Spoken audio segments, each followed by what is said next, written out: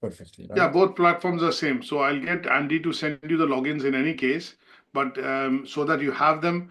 And once we move you to the new platform and the Moodle app is also ready, then we could drop you just an email to tell you that okay, this app is ready now, and you'd be able to install Moodle. And there's a video that will be shot which will tell you how to install Moodle on the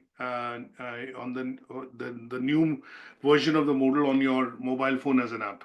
Okay, okay, sounds good to me. Good Okay, stuff. sounds good to me. So today, what we are going to be doing is basically looking at starting what you call learning outcome three, and this learning outcome three looks at understanding the process through which we review the performance, or basically health and safety guidelines, policies, and processes within the organization. So this is more related to the fact that because this is, say, for example, concerned with health and safety of individuals working within a particular location. That is why some of these policies and procedures need to be audited, and the auditing of those procedures essentially allows any gap areas to be picked up, and that is why the regular audits and risk assessments are essentially done within the organization. So the main crux of the learning outcome is that in order to review of the health and safety management or guidelines is primarily done to assess, I would say, a couple of things, and they would essentially revolve around risks, looking at audit reports of the risk assessments which have been done, if there are any near misses, if there are any accident statistics, or if there are any incidents which have happened and led to issues or problems or injuries. And then a bit of feedback is always taken if there is an change in the premises, or change in the planning of the premises is done, or layout of, say, furniture or administrative functions is done. Then some sort of a feedback could also be taken to review and adjust some of these changes, or make adjustments to some of these changes which have been done, so that staff, employees, contractors, guests, visitors, people who come into the premises regularly or visit the premises regularly can adapt to those changes, and that keeps them away from the harm's way. So there are four assessment criteria. Again, there's a bit of a repetition, wherein we spoke about things like the role of the board and the senior management, but here we are going to be looking at the role of senior management and board. But primarily, first one was in learning outcome two to focus on understanding what is it that they actually prescribe, and why is these health and safety practices required within the organization.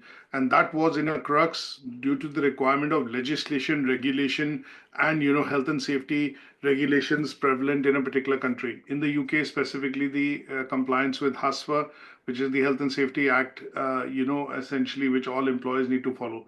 Now, in the learning outcome three, we'll be looking at focusing on understanding what is the role of management and board, essentially, or somebody senior enough in the organization, and what is the role that they play in reviewing some of these practices which have been set.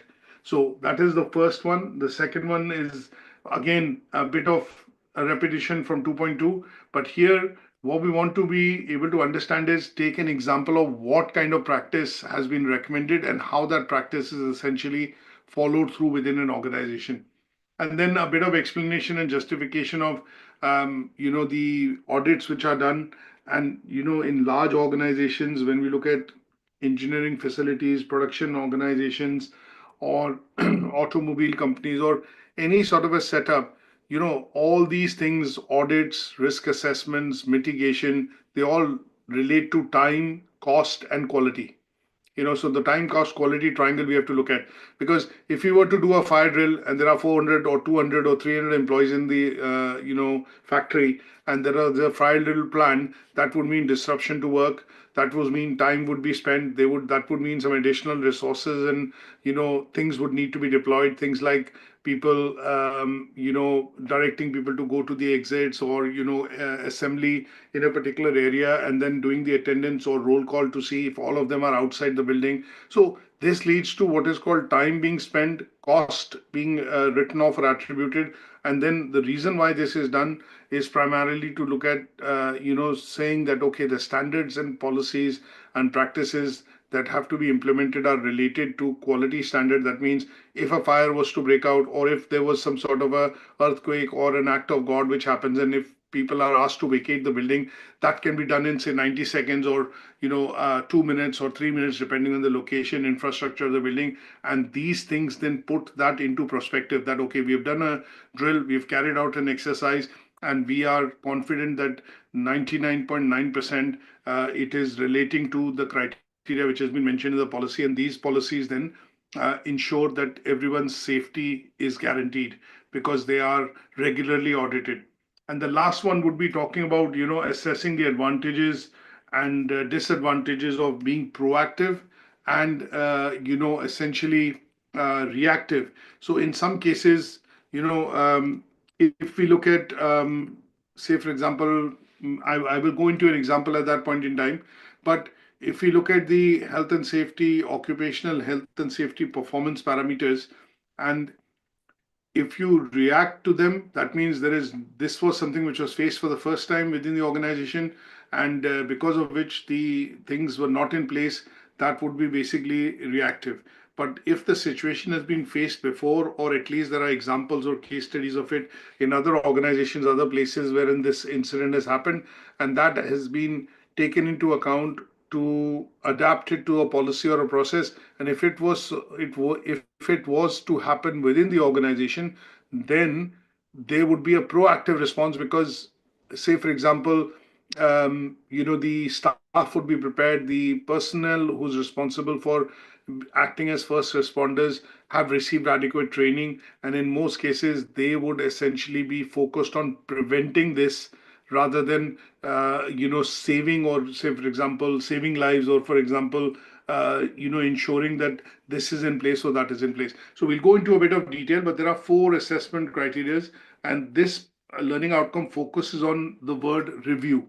So health and safety practices, in the second learning outcome, we were looking at designing them for the organization and why they need to be done.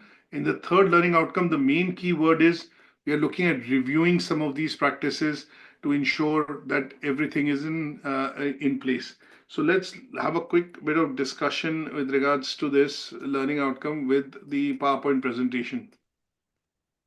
So let me switch over. So third learning outcome focuses on, understanding the process of reviewing. So keyword is basically reviewing of the health and safety practices, and why is it that review is essentially required. Now, in terms of the indicative content, what OTHM has provided is that we need to look at, there are formal reviews which happen, there are informal reviews which happen, what data is collected, and how this data is then utilized in ensuring that the relevant practice or policy in place. For example, if in a place, and I'll give you a very brief example here, that, for example, the premises has been within the company, or the company has a leased premises and they've been in that place for about 10 years.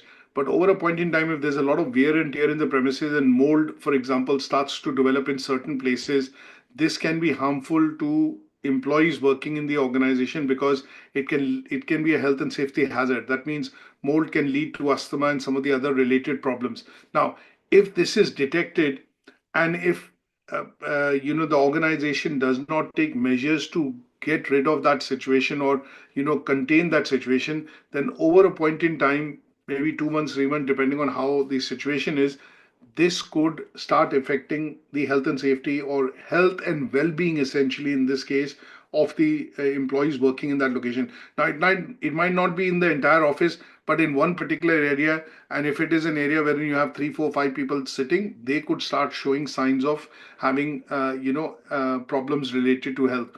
And that is where the review process comes in. So once a year, if you are on premises, if an organization has premises which is leased, things like PAT testing, which is normally done, which is, I don't know whether you've heard about PAT testing, but this is a testing which essentially is done for all the electrical equipment, or appliances used within an organization, things like electric points. So it is called portable appliance testing. That is the short form or full form of it. And there is an inspection that you have to do if it's a new premises, once in 3 years, but after that, every year, because it tests things like, potential for electric shocks, fires, equipment being up to date, and being certified that it is meeting some of the electrical safety standards. So these kind of data, these kind of reviews have to be done, and data from these reviews, which are basically reports, have to be collected. And these reports essentially are filed, because if there is some sort of a fire in the premises which breaks out, and later on after the investigation it is found out that the fire was because of electrical defect or electrical wire fusing or things like that, then if there's a significant damage or some sort of damage which has been caused, then the company would need to claim insurance. But insurance would then assess, on the fact that, did you have this particular certificate or testing which has been done recently? Can the copy of that be provided? And that is where it will lead to insurance or insurance claims being, completed. So the reason why we want to look at review of these health and safety, processes and procedures, is to ensure at the end of the day safety and well-being of the employees in a particular location.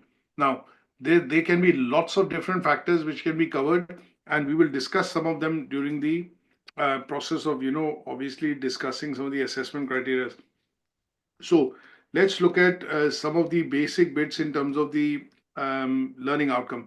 Now, it talks about review. So, when you talk about in one second, and how it affects, for example.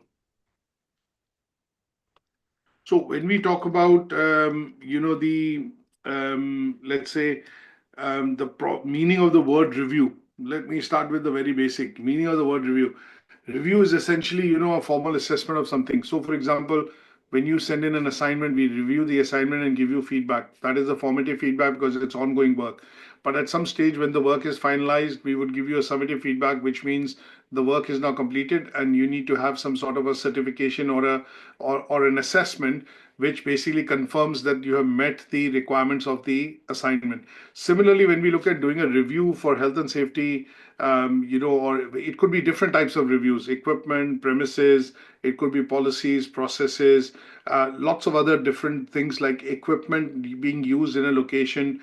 Now, when we do a review, basically the idea is it's a formal process through which you are going to check whether the intended equipment, process, policy, premises, location, or anything related to equipment is all working. Number one, it's functional. Number one. Number two, it's working as per requirements. And the third part is that you are going to test the propensity of this equipment breaking down, or the problems that can occur in a premises or in a location when the work starts at full pace. And that is what we need to do when we talk about review. So it is all about assessment. It is all about writing maybe a report or an appraisal. And this bit is done primarily to ensure that all the things that we have are fit for purpose. Now, when we talk about, say, for example, the process of review, what all are we looking at reviewing in the process? So if you put on your thinking hat and you start thinking what all is covered and how would we first look at the process of review? It is easy to say that we are going to do assessment, right? But how is the assessment carried out? So give you a different example.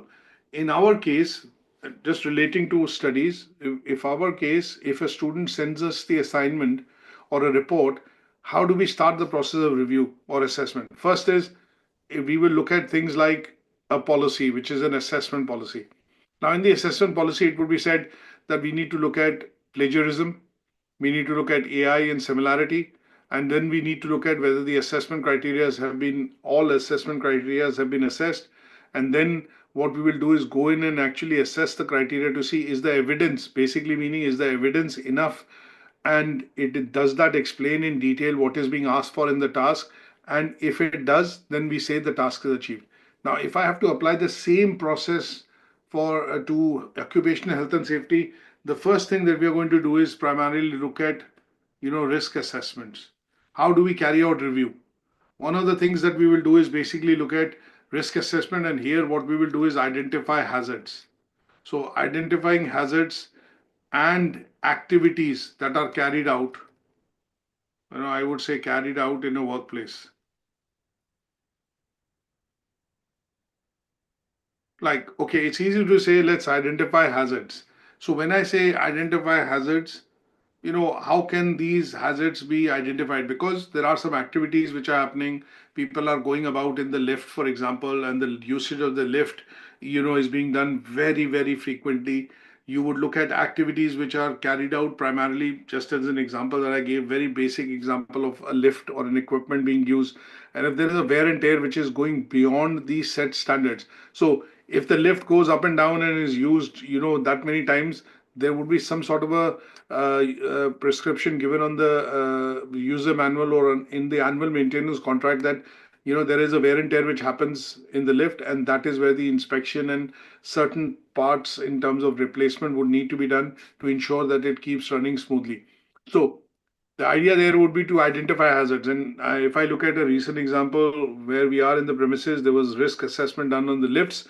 So what they do is, instead of people, they put empty weights or heavy weights, for example. And if it says that lift can take up to 12 people, then what they will do is put an average weight of say 60 kilograms per person into the lift, 600 kilograms, and see if there's a tension and stress, and is the pulling and the door opening is happening, and alignment of all those things are happening on a floor when you press the button in a described manner. Is it reaching the location of the floor in a certain amount of time? And these set of activities would be carried out to ensure whether the lift operations are meeting the criteria of normal functioning or not. Then we would also look at generating what are called audit reports. Now, audit reports, what are audit reports? Audit reports are basically, checklists.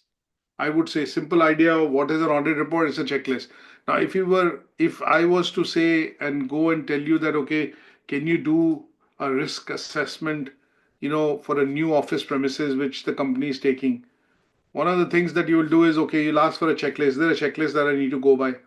Because you won't go and invent a process that how you are going to go about doing the audit. So what you're going to do is essentially ask for a checklist that, okay, if I go to a premises and audit, what do I need to audit? The audit of the premises would involve things like, for example, access to the office. Does it have disabled access? Does it have wheelchair access?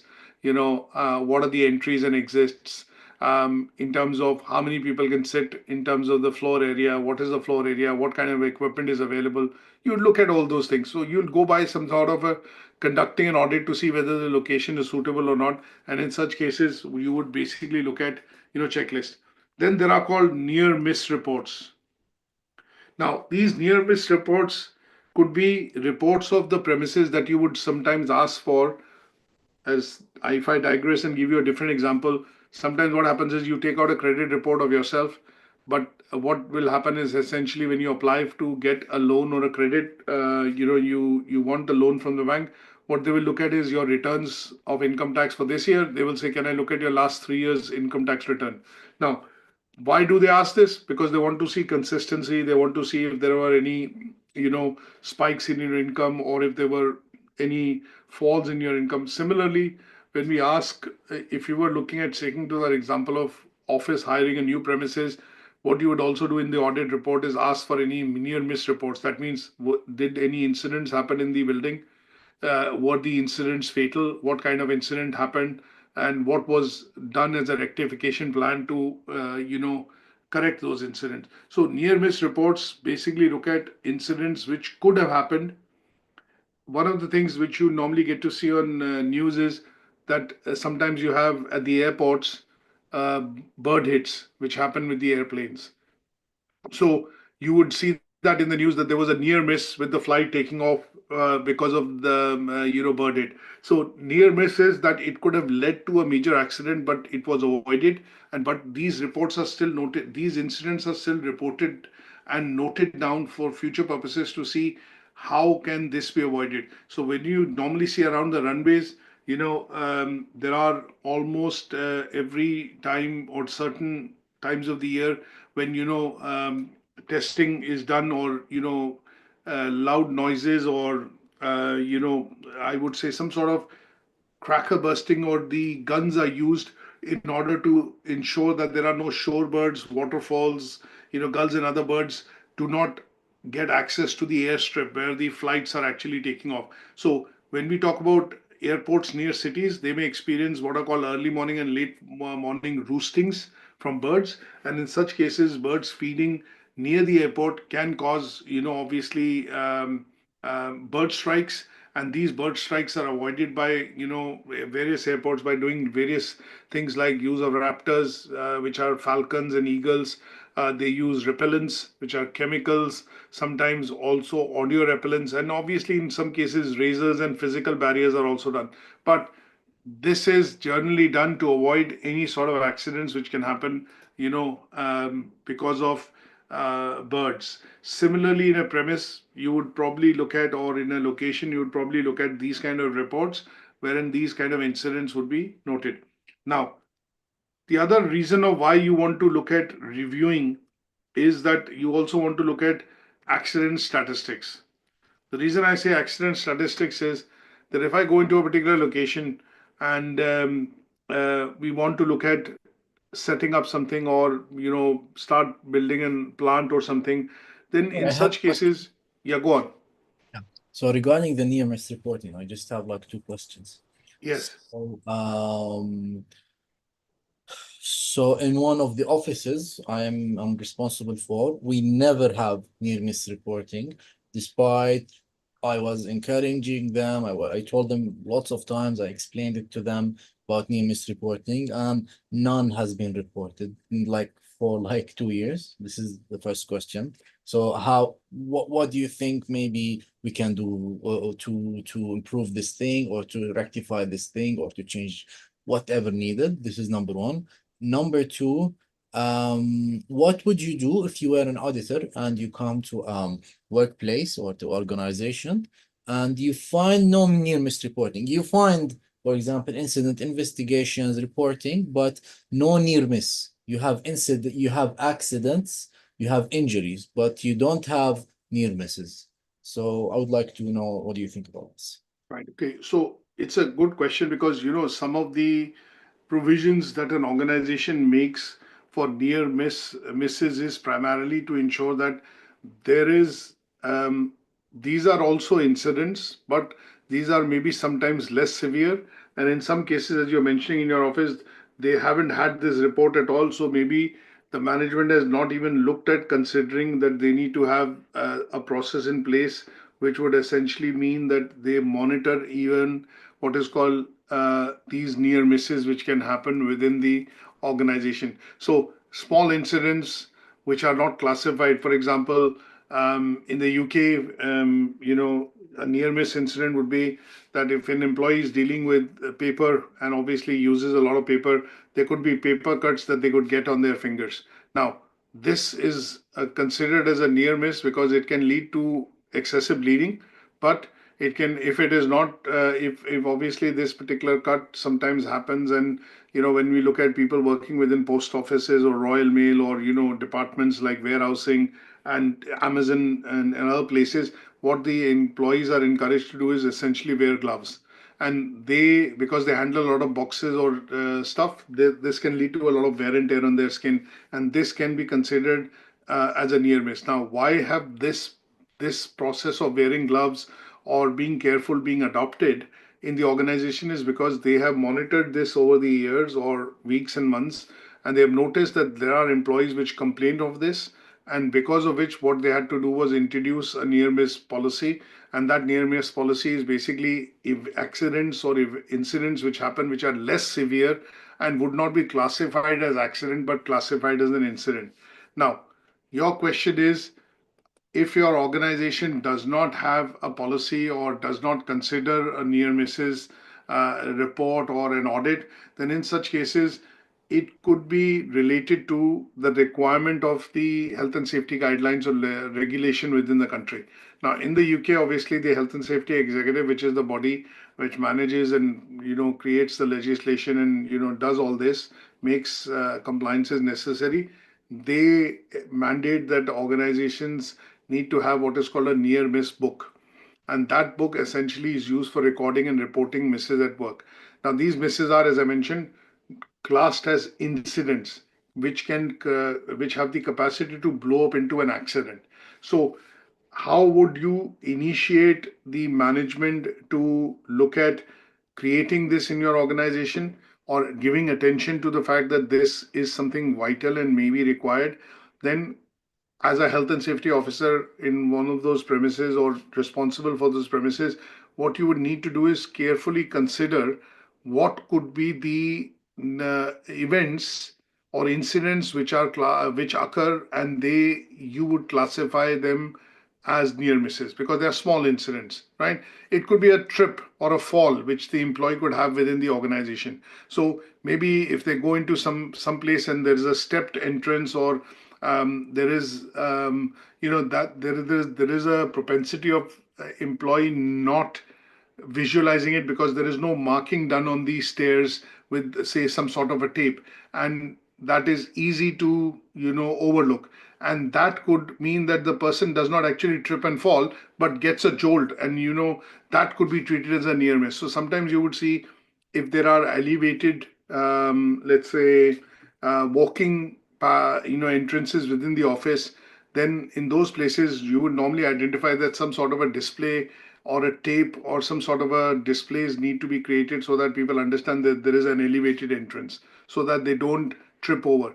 But these are things that you would need to look at by encouraging your management to essentially highlight that these are areas that you have noticed, and after taking a lot of time to do review, you have identified that there are some underlying causes which, if we overlook, can actually lead to some sort of risk and injury. But that might be 1 in 1,000 or 1 in 10,000, but can lead to an injury. So the near miss report, what you'll have to do is, one, compile a list of such near misses or incidents which can happen.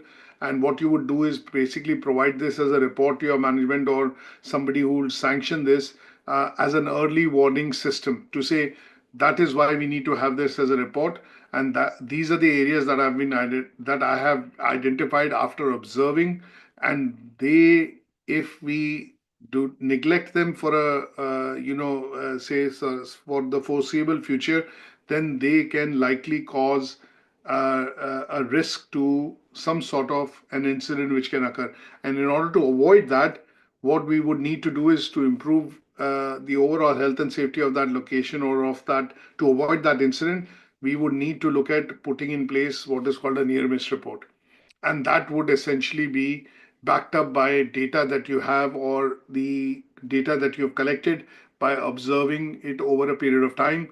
And these then can be, in a discussion with your manager or with your management, put in as a measure first, because in most organizations, as you understand, nothing happens quite quickly. You'll have to put this forward as a proposal with some findings, and they will consider it. They would put or allocate some budget and say, okay, yes, let's do this. And then over a period of time, after 2, 3 years, when it becomes a stipulated process or a policy, you would see that these things would begin to work, and they would become a part and parcel of your reporting or audits that you do essentially over a point in time.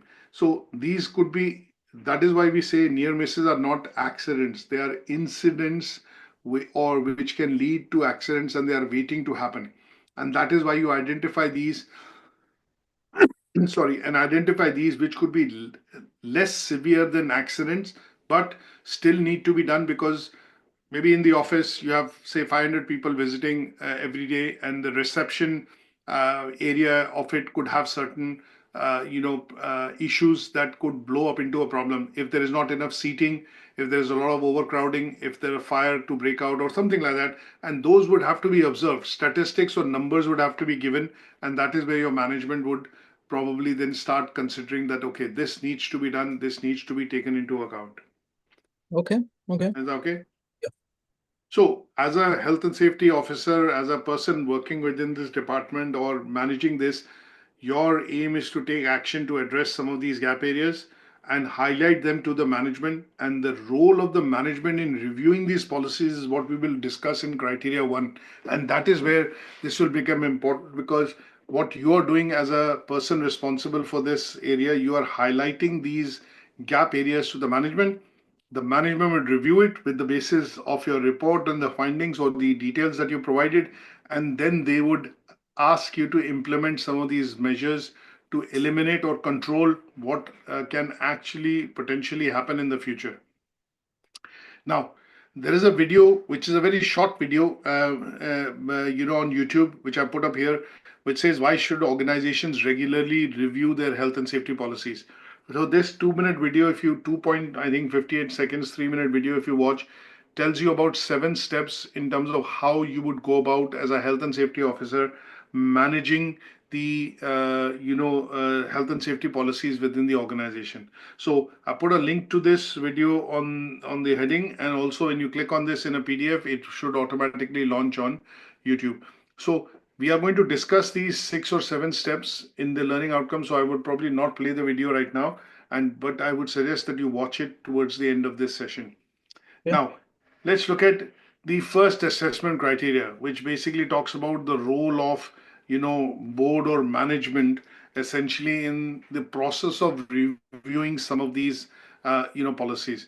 Now, one of the things that I would put in and show here in the slide rather than go through it would be that there is something called a health and safety performance review cycle.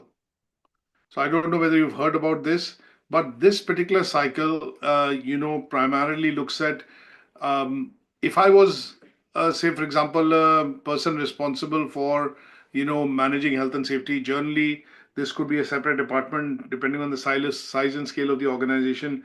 But in most organizations in the UK, this pretty much falls either within the administration or within the finance side, because there are budgets associated with carrying out audits, risk mitigation, near miss reports, accident reports, and things like that. So what we need to do by using this cycle is we want to review the health and safety, facilities or processes within the organization.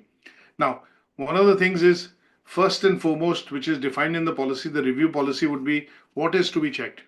If I look at visualizing my own office, we have lots of things in the office. What is it to be checked? So electricity, electrical equipment, you have physical premises, you have equipments like lift, you have equipments like PCs, you have servers, anything to do with IT equipment. They would all need a bit of checking to ensure that they're running and operating smoothly. So apart from that, you would also look at, is there enough number of people in the organization which are trained on health and safety? Do they understand what is health and safety? So in the UK, you would also have what is called the health and safety poster, which is basically created by the health and safety executive. And it normally, is a poster which basically showcases, basic things of what the organization would do and what kind of things the organization would have if there was an incident which was supposed to happen. And this kind of a poster that normally is there, which says health and safety law, and employer and employee working within a particular premises, they need to be aware of this particular guideline. Now, when we do talk about, say, for example, the requirements of what employees need to follow, they need to know what is health and safety law and its requirements. So essentially, they are going to be part and parcel of understanding how the premises can be kept safe. So first thing that you will need to look at is what is to be checked. We need to understand what are the checklists, what are the policies, what are the procedures. The second thing you're going to discuss is how is it going to be checked. So one of the things is, if you have to look at an evacuation plan of a premises, you would have certain timeline defined within that evacuation plan.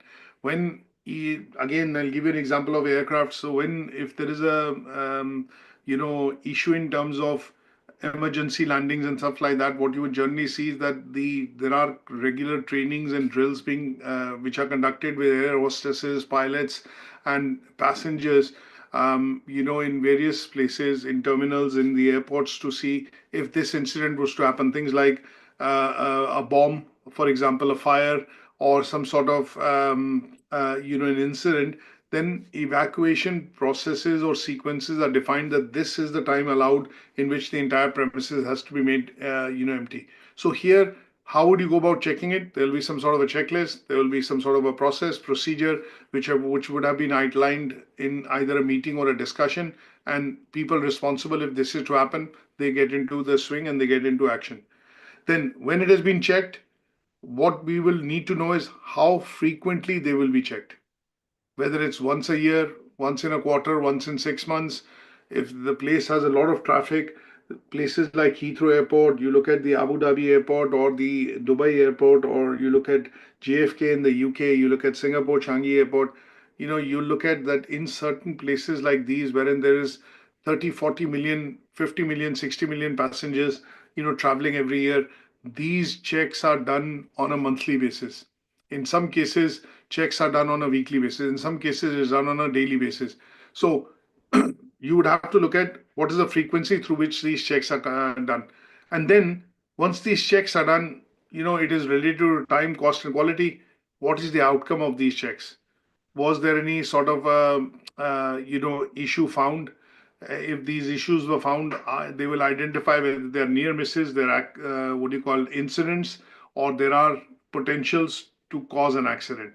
And this particular cycle is quite useful when we look at discussing with the board and presenting the findings of the audits and let's say reports to the management to say this has been found in the review. So when you review the health and safety obligations of the organization, because the management is obliged to ensure that these are in place, that is the singular most important role of the board, the senior management, in reviewing these health and safety practices in the workplace, because they are obliged to ensure that the review they carry out ensures that they are compliant with the legislation. They are able to set targets for the people working within this area to ensure that no such incidents can happen. Like in engineering factories or production facilities, what you generally see, they talk about defects per thousand or defects per million, right?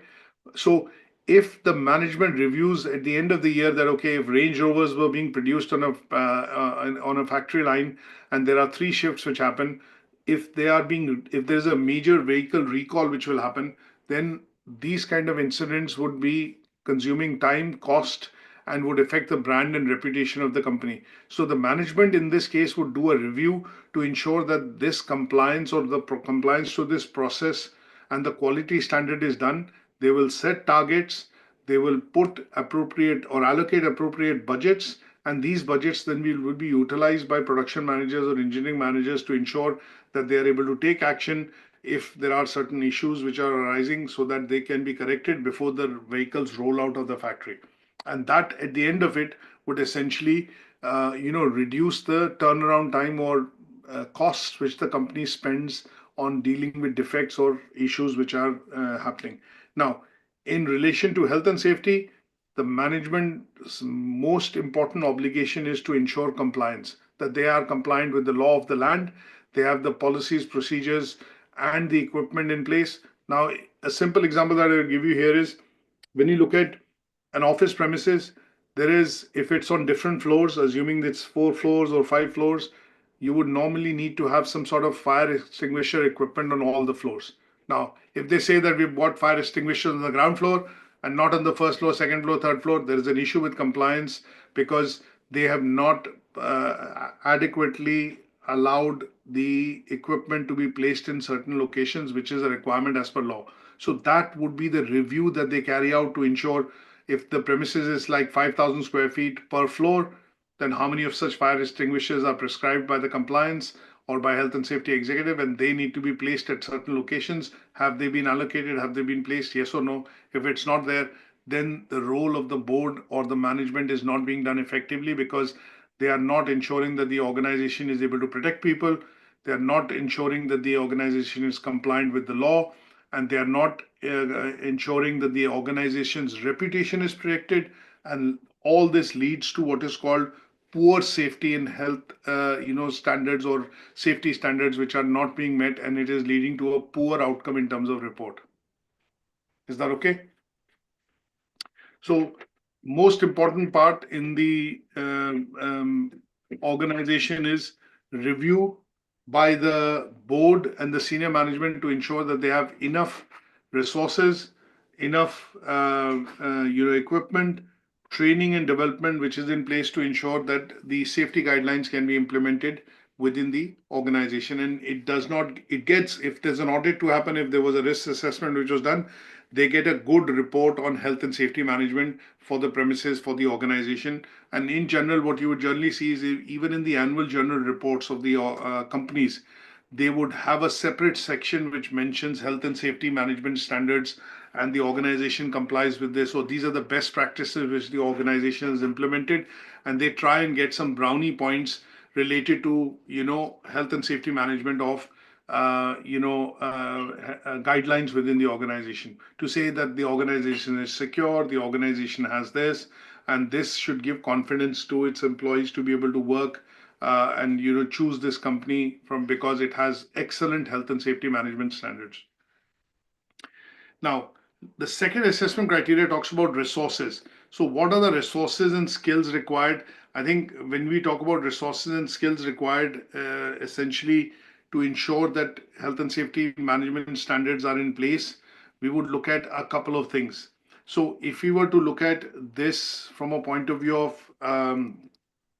some sort of a table, that what are the resources required and what are the skills required in terms of people working within this department to have the relevant skills to be able to work and then provide those services from a point of view of health and safety standards. Now, here, if I put a table in terms of what would be required, so let's look at first and foremost talking about resources. Now, when it talks about resources, we've discussed this in learning outcome too, but essentially you would look at human resources, financial resources. These are the various types of resources that you can actually, have within the organization. So just listing them down: tools and equipment. And then one second, tools and equipment, policies and documentation, and then time, cost, and quality. So documentation. So when we do talk about resources in general, these are the resources that we would look at from a point of view of the organization maintaining safety standards. Now, when I talk about skills, what would be the skills? Skills would be the qualities which the employees would have working within this department, which would be important to ensure that they understand the policies, they are able to implement these policies, and they are able to do risk assessments and ensure that the safety of the other colleagues and workers working within a premises is ensured. So what would be the skills? I would say that one of the things which I would look at would be that employees working within health and safety would have what is called analytical skills. And I'll give you an example. They would have technical knowledge. They would have, problem solving skills. Problem solving skills. They would have attention to detail skills, because these are meticulous standards which need to be followed. In some cases, they would have also leadership skills, and they would have skills that they've gained from training. So I would say skills gained from regular trainings. Now, these could be the vital things which are required in terms of resources. Now, when I talk about human resources, what does this mean? Human resources here means that we have adequate, qualified, safety. I'm sorry, I'm Yeah, not go on. you. What's the difference between the column on the left and the column on the right? Okay, so the column on the left we are looking at is talking about resources required to ensure health and safety standards and practices within a workplace. This is on the Left right. side. the Left side. Left left. side, or in your case, it'll be, I think, right side. So these are basically resources, Yeah, and right? And on this side, we have skills. That means if you have adequately qualified safety officers, do they have the skills to be able to carry out their job? Is that okay? Now, it could be lots of things. So I'm just trying to, because we need to look at a live situation in terms of assessing what are the skills and resources required. So I'm thinking of a workplace, and with that workplace in mind, I need to look at what could be the skills and resources required to review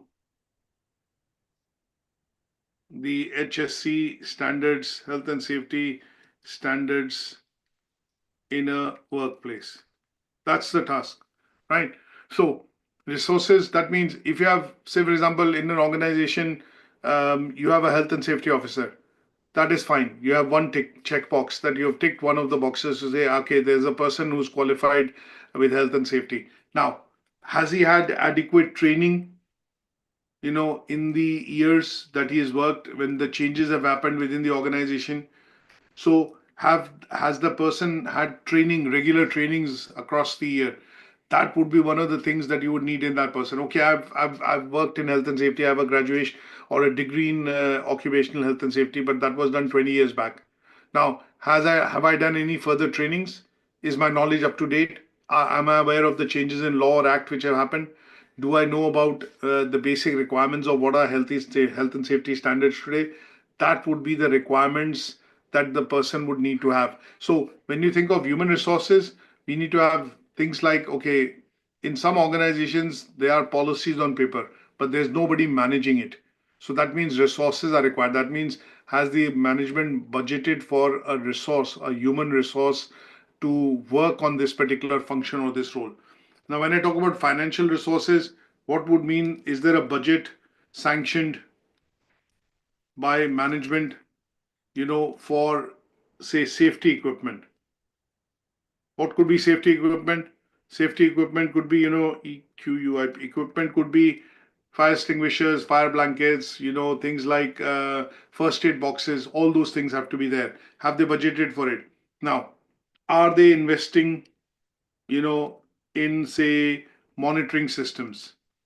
Or are we still looking at management through, manual means?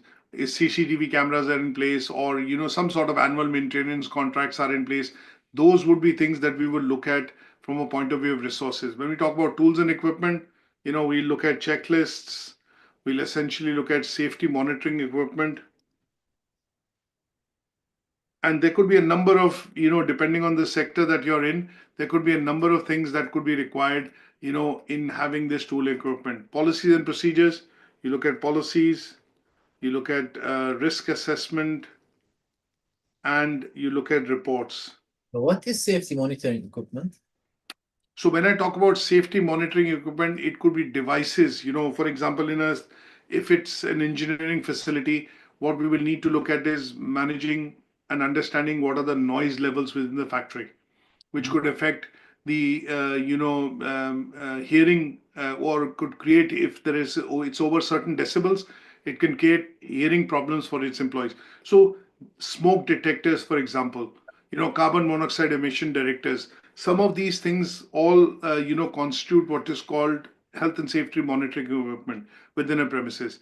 So you would need to have these in place depending on where the what premises, what business organization it is, and they would need to be in place. And similarly, when we talk about quality and review side of things, we are essentially talking about skills that we would need the people to have. So analytical skills would be, does the person has the skills to use the reports, to use the checklist, to analyze and understand what could be the reasons behind why this incident has happened? Do they have the ability to interpret data? That could be analytical skills.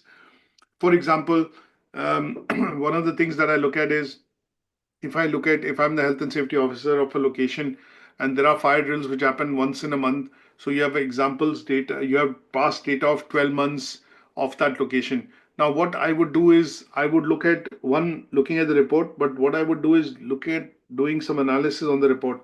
Now, what was the evacuation time taken to evacuate the premises? How many number of average people were found working in these places when the fire drills happened on a particular day? So these are interpretations that you're doing from the reports which are there, and that is where you need to have these analytical skills. Technological skills could be, you are aware of, for example, relevant safety regulation standards which are industry specific. So if I work within a factory, I need to be aware of the standards to be employed and inspected within a factory. If I work within an office building, or if I work within a field area kind of a construction, you would need to be aware of that. So these are soft skills or skills which are transferable. Sometimes I would say transferable skills, because problem solving skills, analytical skills, attention to detail would be required, because you would spot the problems which could occur in the future by and using your skills that you have, and the skills that you've got have come because of the years of experience and trainings that you've attended, and they would be quite vital and useful for you to manage this as a process within the organization. Is that okay? Yes, And yes. I can also put leadership skills here, because sometimes you would see if it's a large setup, there would be leadership required, because you are the head of occupational health and safety, or health and safety within a premises. You're the chief health and safety officer, and within underneath you or within your organization, you have 10 officers or 15 officers. Now, to manage them, to do their performance appraisal, to lead them under, encourage them to take safety initiatives. Sometimes you would see that, these people, I know about oil refineries in particular. Now, they manage a certain area within the oil refinery. Now, every year, in terms of managing these facilities, people in leadership position would essentially say, okay, can we look at taking on a corrective action project to say that if this was to happen as an incident, then can we look at what could be the safety initiatives which need to be put in place? And these are projects that they normally encourage their staff to undertake, so that if an incident were to happen, then the approach will be proactive rather than reactive. And that is where leadership skills come in, because they look at training their staff with and asking them to read about best practices. The Halliburton disaster with BP, which happened off the course of Gulf of Mexico in 2008 2009, which led to the death of 10 or 12 people on offshore drilling platform. Obviously a large oil spill which happened towards the coast and the Gulf of Mexico costed BP billions of dollars, which I had discussed with you in the first learning outcome. That, if there was proper leadership done, or leadership initiatives taken at some point in time, this disaster could have been averted. And that is what the conclusion of the report was. So people in leadership positions have to look at, ensuring that they follow best practices, they share best practices, they initiate what are called safety, or they ask their staff to follow safety initiatives which can lead to such disasters not happening in the future. And if one was to happen, not at that scale, but if there was a eventuality of near misses being calculated or seen, then they would ask their staff to look at developing a policy or an approach which would be proactive rather than reactive. So Yeah. that is what we need to cover in this particular, Still, assessment criteria, which is to look at assessing resources and skills required to review health and safety practices in a workplace. yeah, and skills gained from regular trainings. Can you give me an example of this one, So please? skills that you can gain, from regular trainings would basically mean lots of things. So when we look at this as an aspect, it's an open-ended question. One of the things would be that it will help you refresh some of the standards or requirements from a point of view of maintaining health and safety. So when we do talk about training, trainings could be essentially useful in identifying potential hazards. They could be help.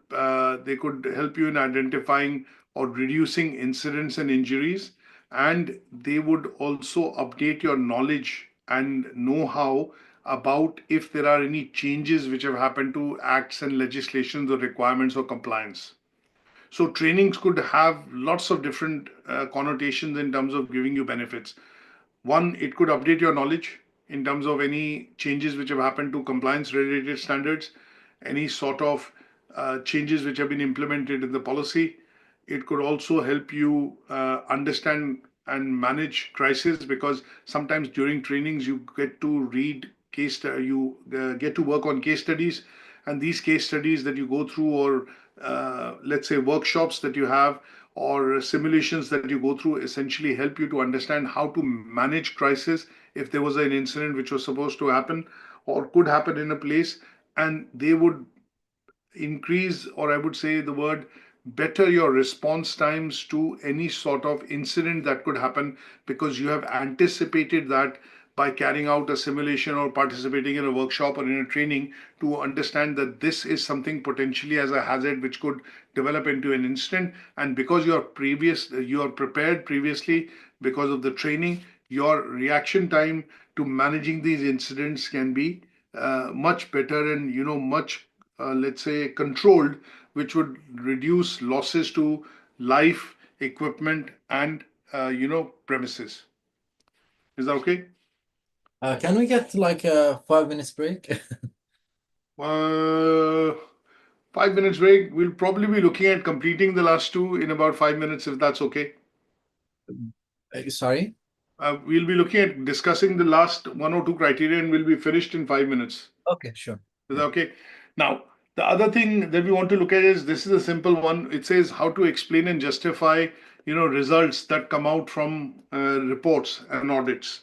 So here we need to be able to understand what are the reports and audits which can happen in health and safety from a point of view of health and safety. Now, inspections, maintenance audits, regular trainings, or near miss reports, they are all basically examples of what you would see as results, right? So if I was to look at putting a slide down here and say that what could be the reports that explain, or what reports that help in review. So, what are the reports that can help in review of health and safety standards? One is inspection reports. It could be maintenance reports. It could be training and surveys. At the end of it, you could attend a training and then the trainer would ask you to participate in a survey. That survey would essentially give the trainer a good understanding whether these changes have been understood or not. Then you have near miss reports, and then incident reports, which are actual incidents which have happened. Now, what do we need to do in terms of understanding that these, what do these reports actually explain? So if I were to say, what these reports actually explain, if I'm a health and safety officer, I can look at these reports and these reports will essentially tell me some information. The information that I get from these reports would be identifying trends and patterns. So what is the information I get? Information that I get from the review. So one is identifying trends and patterns, right? What is identifying trends and patterns? I would find out that in this location or in this premises or in this kind of working, these are the kind of incidents which can happen. And if I know these kind of incidents which will happen, the frequency at which happens, I would probably increase my audits to ensure that I can predetermine and identify gap areas which are causing these incidents. And I will put some sort of a corrective action plan in place. These reports would also help me in understanding what is called improving compliance. The reports would tell me that, okay, this area is missing, this is the missing information. In order to put that in place, what I need to do is improve the compliance and retrain or maybe look at some of the standards that need to be implemented. Now, it will also help me in risk mitigation strategies. Like, for example, if there are certain types of risks and hazards that are seen in a workplace, if you do these audits and go through these reports regularly, these reports will explain what are the risks which can happen if this incident was to go forward. Or if this particular thing is not looked at and implemented, then this is the kind of accident which could happen. So you would look at interpreting what are called risk mitigation strategies by looking at some of these maintenance reports of a premises. And then you would also maybe get an idea that, okay, because in the previous incident, it took that much time to complete and, reset and bring everything back to normal. This was primarily because we were short on manpower, we were short on resources, we didn't have this, we didn't have that in place. So it'll help you identify and put resources in place, or maybe place a request to the management to say this incident had happened, and in order to correct that incident, we did not have enough things in place. So what we need to have is additional resources, and these resources could be equipment, it could be budget, it could be providing training, and it could be looking at, maybe in some cases in premises you put up lots of posters and information, and that would be the case to understand and explain what would be required to justify the use of results or output from performance review reports. Yeah, I have this question here. Yeah, go ahead. You mentioned trainings and surveys, Yeah. then near miss reports, then incident reports. So my question is, like, I believe near miss falls under incidents, right? It So can, near miss reports are basically what are called small incidents which can develop yeah, into an accident. I understand what is a near miss, but my Yeah. question is that near miss falls under incidents. So Yes. Yes. It will fall under accident reports or so under incident reports. Accident oblique incident report. okay, yeah. Now that makes more sense. Okay, Right? okay. Yeah. And So what we will do is we find out what is the frequency of incidents happening in a particular location and how can we reduce those incidents. And that would come to you from the report. You would look at ideas, you look at best practices, you look at other offices or locations or companies which have the same reports and how they're looking at mitigating and reducing those. And that is what you would do in the review.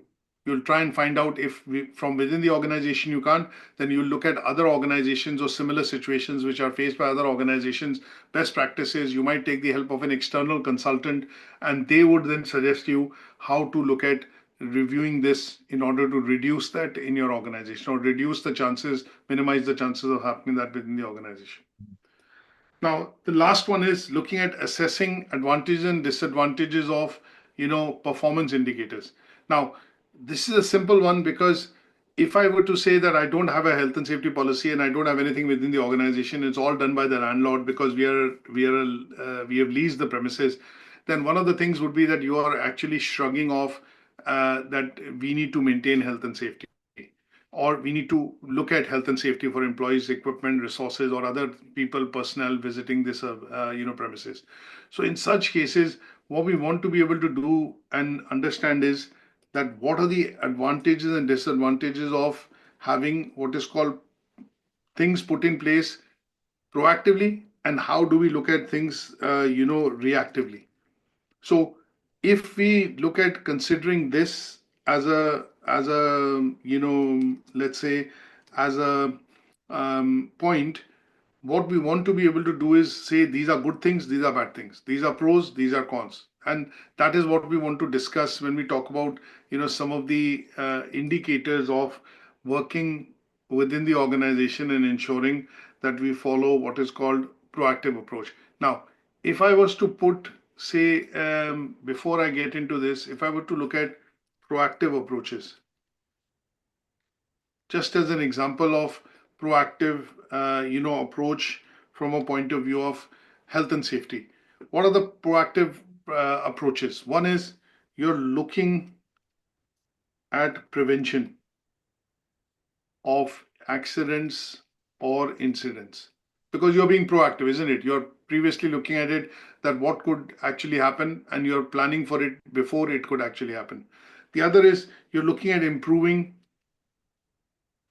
I would say, improving safety culture within the organization.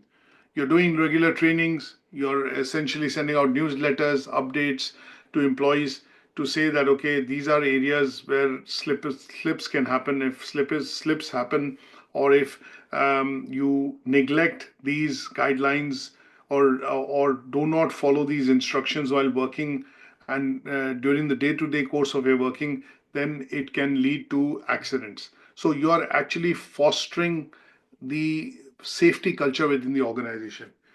These could be some of the advantages of proactive approaches. Now, what could be the reactive approaches or disadvantages, I would put it this way. That means you don't think of it beforehand, and what you then look at is basically a reactive approach. That means if an incident happens, if an accident happens, then you look at taking care of it. Now, the disadvantages could be that there are not adequate resources. That means training is not there, equipment is not available, equipment is obsolete, equipment has not been serviced. There could be problems related to, dealing with an accident or an incident which could happen. Then So the other, sorry, go on. I don't understand. So the title is proactive approaches. Then you started with the advantages of proactive. Proactive approaches. Then the disadvantages of the Proactive approaches. then Or the I would say reactive approach. Because what is the disadvantage of proactive approach? What is the opposite of proactive? proactive. Is So opposite of proactive is reactive, isn't it?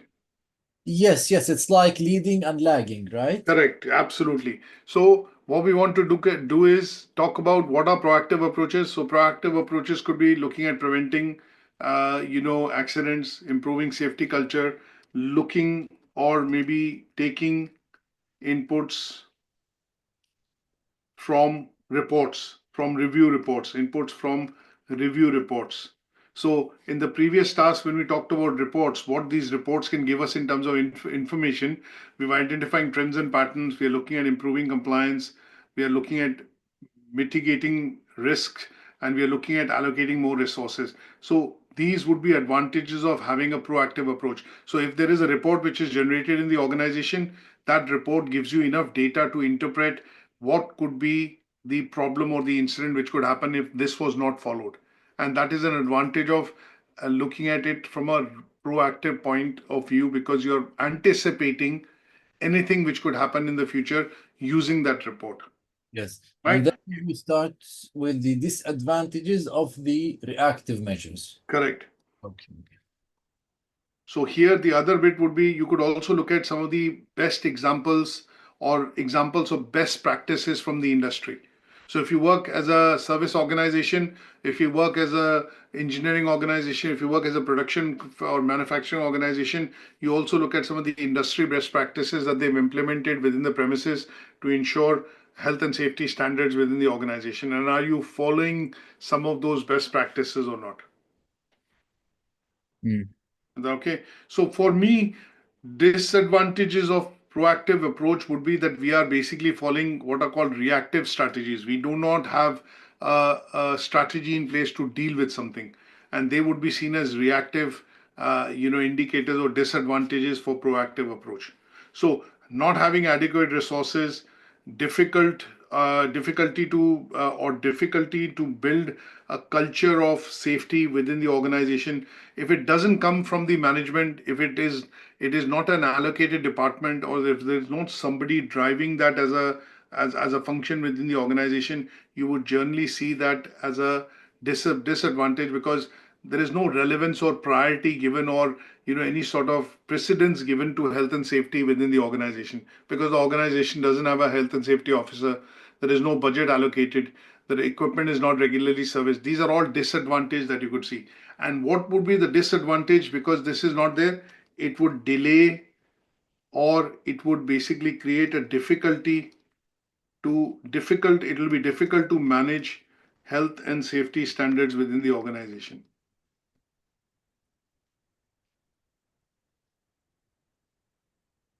Is that correct? These are the disadvantages of not having a proactive approach. And similarly, if you were to see a reactive approach, what could be the advantages and disadvantages? Reactive is, what is the definition of reactive? Reactive is that you take safety measures which are based on past incidents and the consequences. That means incidents and injuries they have caused, and how have they costed the company in terms of cost and time. Right, because you have past data available, so that data would be put into action to analyze and find out that because this incident happened in the oil refinery, that led the section of the oil refinery to be shut for 3 days, and that is the cost which essentially happened. Now, if the management has not taken steps to mitigate that risk for future, that would still continue, that they are continuing on the reactive approach. That if it's to happen, if this breaks down, we will fix it. If it takes time, we will fix it. But they have not created a contingency plan in place that if this particular thing is to break down, do we have a spare part? Do we have the facility to be able to deal with this, to bring it online, or to divert the production to a certain other part of the section of the factory, so that the cost and time can be minimized, or costs can be minimized, or losses essentially in this case related to cost can be minimized. They would essentially be the advantages and disadvantages of reactive approach. So if you think of an example or a situation, it's easy to quantify rather than descriptively looking at what is proactive and reactive performance indicators, and how does it help you to discuss that if this is in place, this is the advantage. If this is not in place, this is the advantage. Can you explain the last point? May underestimate the true scale of health and safety issues due to underreporting. So this point, if I look at, is a disadvantage, because if I look at reports which are already available. So let me look at, so for example, if it says in the report that this is a potential hazard, or this is something which can happen. Now, give you an example within the organization. Let me just quickly look at one example, which is, okay, let's look at an organization or a facility which is involved in wood logging, right? Now, one of the things that they would, one of the reports, risk mitigation reports or audits, essentially, I would say, would come out is that, okay, people working within this particular section of the factory, wherein they're using electric saw, or some sort of an electrical equipment to cut trees and then create planks and all that, and they are working, but they are not given adequate time in terms of breaks to be able to work within those shifts. Now, the equipment is not regularly serviced. Now, if I look at a risk or say audit report, and in that report, if I note down or underestimate the scale to which, if this machine is not serviced, or if they do not get break time adequately, can lead to these consequences, and underreported. That means as a person, I'm not reporting the actual fact. That could be that it could be done because of various reasons. One, they are looking at saving costs, they are looking at cutting corners, as we say, or in some cases, they say, no, this is not a big issue, it can be managed by the floor manager or whatever. But that is underestimating the true cost that it could, have, or true effect it could have if an incident could happen, because that could be a life-changing incident. If the person has not got enough break and under stress working, then it can lead to accidents which could be amputation of the limb or the arm, and that would cause very serious consequences. So disadvantage in this case would be the person who's carried out the audit has underestimated the scale of the accident or incident that can happen in that location. And if this is not reported in the context of the audit being done as per the checklist, then this would be termed as what is called underreporting. Is that okay? Another example that I would give you is when we look at bird hits or near misses within an airport. One of the reports which typically in Heathrow or in bigger airports like Manchester is drawn up every month is to say how many near misses happened in terms of bird hits. Now, if they were underreported, that okay, that the person who was managing it did not witness some of the near misses and did not report in the report, then this is underestimation. Right? Yeah. So if I'm a health and safety manager or person or a consultant, and if I come in and audit, I would say generally over the years, it has always been reported that average 5 or 6 incidents happen. But this year, suddenly in this month, you have only mentioned one incident. And if it is being reported consistently as 1 or 2, whereas last year the incidents were 5, 7, or 10, the average was 7 or 10, and now you're reporting 1 or 2, then as a consultant, as a person, I would start to question, why do you think in the report, is it been underreported? Is the report accurate? And or if there are any changes which have happened, that you have deployed a new equipment which has done away with these incidents reducing, can you explain? and they would be seen as what are called disadvantages if sometimes we underreport or do not accurately note these incidents which can happen, and then those are created as reports. Okay. Is that okay? Yeah. Good stuff. So that brings us to the end of today's discussion. And what we will do is, I will put, I've already uploaded some 6 case studies, on the Moodle. Did you go through some of them? No, I started with the not the case studies, the reading material that you have provided. Right. So Okay. That's fine. yeah, So, I kind of finished the reading material, and I just started with the case studies. I started with the first one that is on the HSC executive website. right. It's in uh the first learning outcome at the end. You provided a link. I think it was something related to the aviation, but I still didn't go through it. But yeah. No I'm worries. I'm So what focused. I will do is there are a few, let's say, I would say additional reading you could go through for some of the things that we've covered today, and that is what I've put across in the plenary slide. So there'll be things like near miss reports and books that you can read and see why it is important, and then report how do we report accidents and illnesses within the organization. That could be an additional reading. And what I would also do is ask you to go through the video which I put across in the first slide, which basically talks about why organizations should regularly review uh, you know I would say their health and safety policies. There's another video which is a part of a video which has been produced by NEBOSH, which is one of the other bodies, and I'll put a link to it here. This is a 10-minute video which basically talks about the elements of health and safety monitoring and measuring and Mhm. reviewing health and safety performance. So the important part would be to listen into this video, specifically, to element, I would say 4.4, which talks about reviewing, because the focus of this particular learning outcome is reviewing. So I put these links down here. If you watch some of these and read, there are 1 or 2 pages. They are not large, or there's not lots of reading, because just like the case studies I've uploaded, they are 7, 10, 12 pages long. But these would be one odd page for the first 2 points, and the video is about 10 minutes, but it'll give you a visual understanding of what we've discussed today and how it can be implemented in a particular organization. So Okay. visually, the video would give you a lot of, I would say, add-on information that we've discussed today in the learning outcome. Is that okay? Yeah. Okay, good stuff. And I will see you on Tuesday for the next session, where we'll go ahead and discuss learning outcome 4 and 5 next week. And Okay. this uploaded presentation and the links and everything would be available very shortly to you just after this session. Yes, sure. So, 1 second. I just want Go ahead. to just see the schedule. 1 second.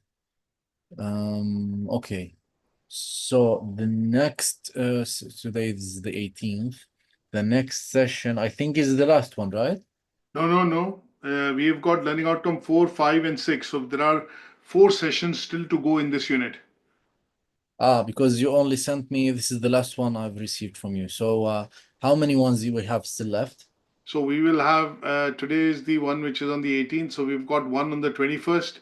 Then Yeah. I'll send you the session links for the one on 25th, one on 28th, and the 1st February. That will complete this unit. Yeah, okay. Because on the first we'll have an assignment discussion session. So 3 sessions are in.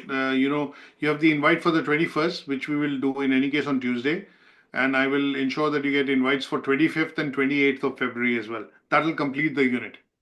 Okay. And But then on the mm, first, we will look at a brief discussion to discuss the assignment brief of this unit. okay. But so between the 24, mm, mm, okay, maybe I can like between the 26th and the between the 26th and the 31st, I'm going to be going to conduct an audit. So All right.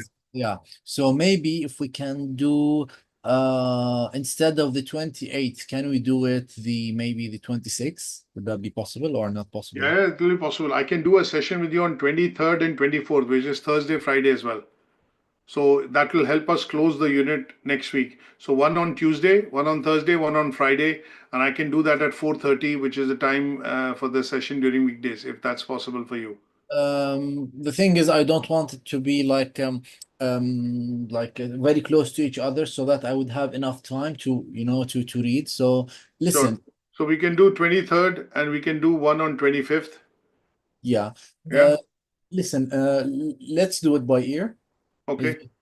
uh You send me a text message on WhatsApp what days you can do, and we'll schedule it accordingly. Not a problem. okay. Yeah, Look, it's workable. Not a problem.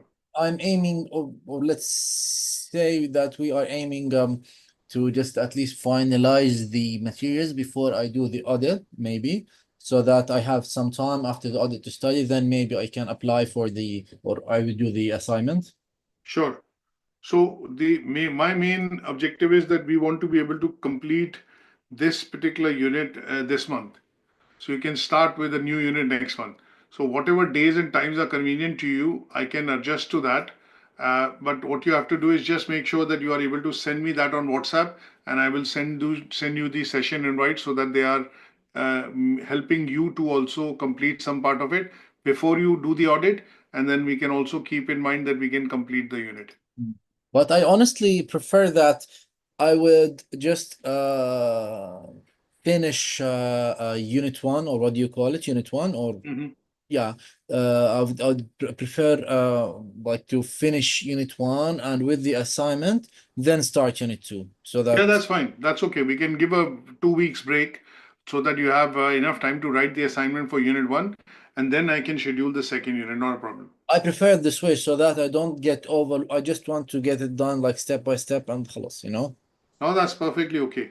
That's Mm. perfectly. That is the approach we follow. So we teach one unit, then have a 2 week break, so in that you can do the assignment, and then we start the second unit. But you'll receive the schedule at least, and the unit will start maybe once you have submitted the assignment. Yeah, because I know myself. I'm going to delay it. I'm going to forget it. Then I have to reread again. So, Agreed. Agreed. I think that is the best approach that we suggest, and you've already informed that to me, which is going to be great. So we'll follow this, and that is what we recommend. That we complete one unit, you complete the assignment, so you don't forget, and then we start the second one because we've signed off the first unit completely, and you're not bothered about going back to that unit again, and um, we are free to do the second unit. okay. Then maybe I will do this week a bit more of reading, so that Yeah, maybe I can finish the reading material and the study cases as much as I can, so that we can start with the rest. Maybe we can. The next session is on the 21st. Maybe we can do another session. Let's see, 23rd, 20. Let's see.